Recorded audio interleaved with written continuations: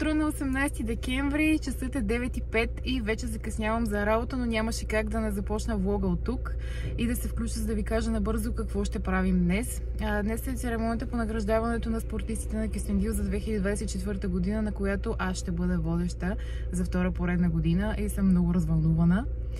Така че ще видите целия ден. Преди това ще поработим малко в офиса на телевизията, а след това предстои грим и прическа. Има интересни неща и от сцената, както и зад нея, така че ще проследите целия ден. Надявам се да ви бъде интересно, а сега да отивам на работа, защото наистина много закъснявам.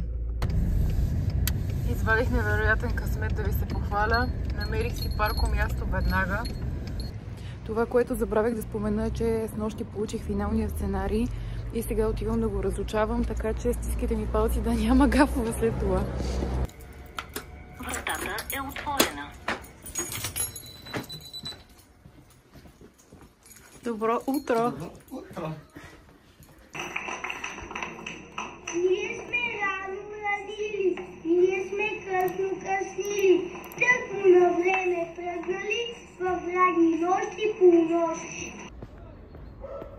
Показваме ви зимен Кюстендил.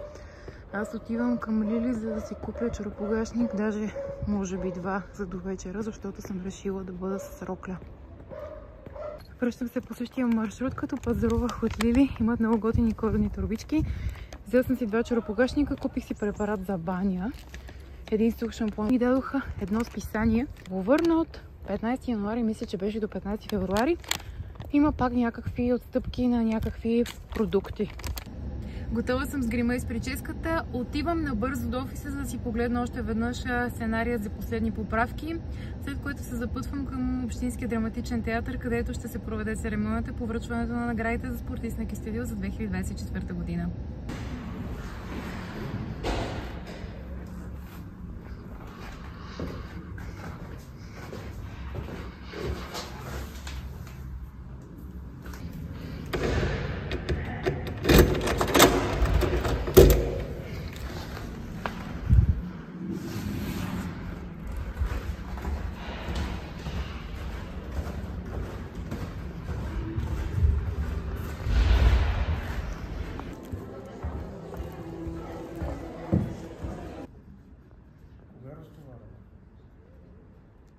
За разтоварването петък на 12 часа. А кога? Завтра, петък завтра. А кога?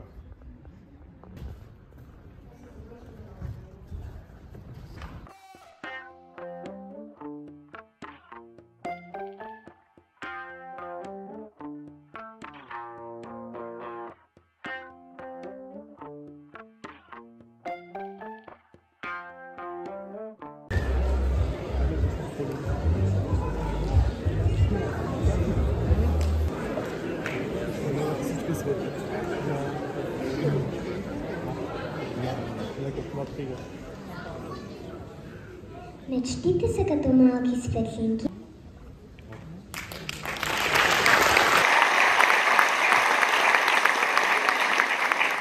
Уважаеми дами и господа, уважаеми спортисти, треньори, учители, председатели на спортни клубове, спортни деятели, скъпи гости! Добър вечер и добре дошли на тържествената церемония по награждаването на най-добрите спортисти на Кюстендил за 2024 година.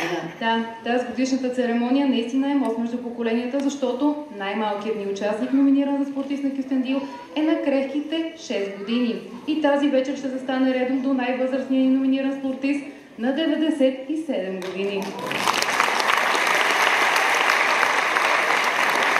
Дойде и най-дълго очакваният момент да разберем кой е спортист номер 1 на Кюстендил за 2024 година. Спортист номер 1 на Кюстендил за 2024 година е Симеон Станкович.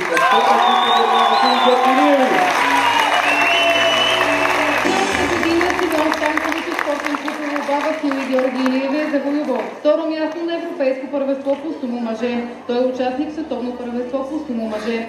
Второ място държавно първенство по сумо мъже. Първо място държавен личен отборен шампионат по борба мъже. Първо място държавно лично първенство по борба мъже. Първо място отборно по борба мъже.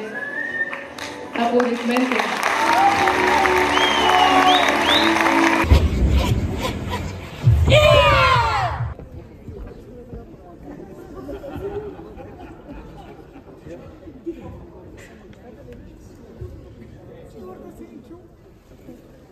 Здравейте хора! Церемонията приключи преди малко. Не успях да снимам много за сцената, защото имахме доста работа, но беше супер. Доста добре, дори мога да кажа по-добре от миналата година, защото миналата година отново ние бяхме водещи на церемонията за спортист на Кюстендил.